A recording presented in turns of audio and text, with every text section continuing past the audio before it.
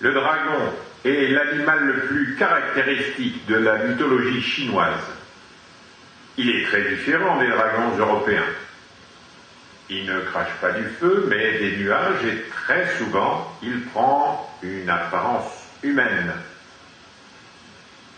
L'eau est son élément. Il vit dans un palais sous-marin de cristal.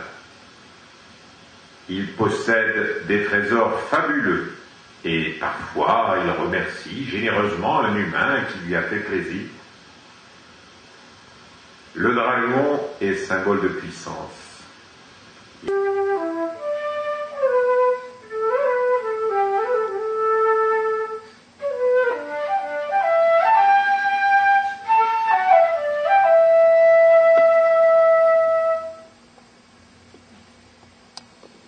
Il y a très longtemps de cela, les Chinois étaient persuadés que les dragons délimitaient leur territoire à l'aide de lignes invisibles aux humains.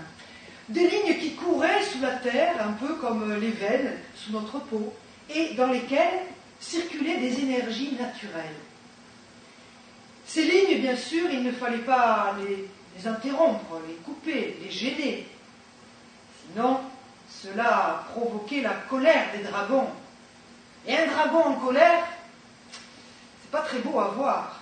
Il provoque des tremblements de terre, des cataclysmes.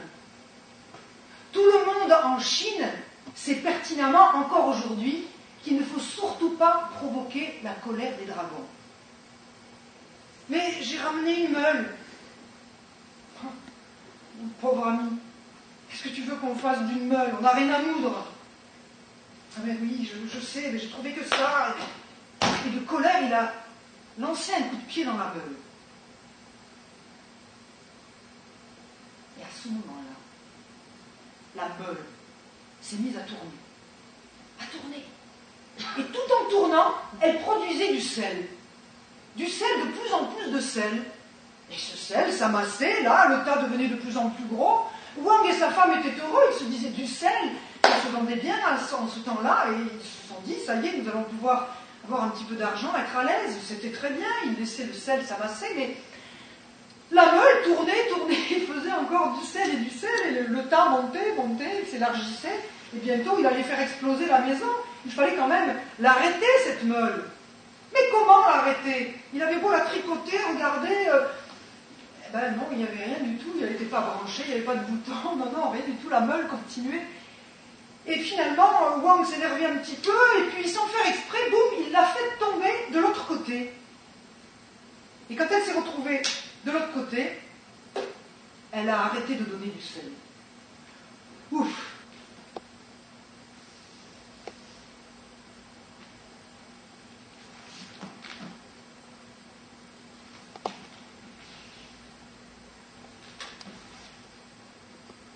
C'était un combat inégal.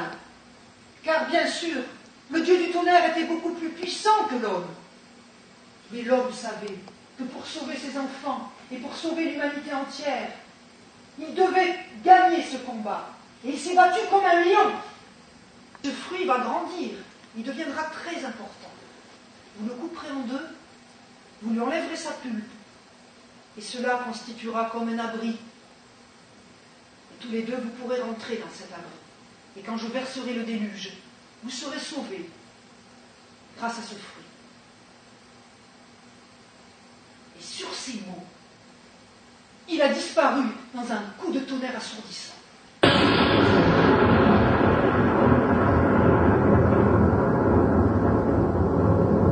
L'eau du fleuve s'écoule et sa vue nous rassure. Il semble que rien ne peut l'empêcher de courir librement. Mais quand survient l'implacable sécheresse, la montagne nébuleuse s'élève très haut dans le ciel, et aucun sentier ne mène à son sommet. À son pied sont déposés 2 rochers muets, et de chacun de ces rochers jaillit une petite source, un filet d'eau, et ces 2 filets d'eau serpentent sur le sol comme des rubans argentés. Et puis ils s'unissent pour ne plus former qu'un petit ruisseau. Et ce ruisseau dévale la montagne Et il arrive en bas dans un village, en chantant d'une voix cristalline. Et cette voix, ce chant, est à la fois empli de joie et d'une immense tristesse.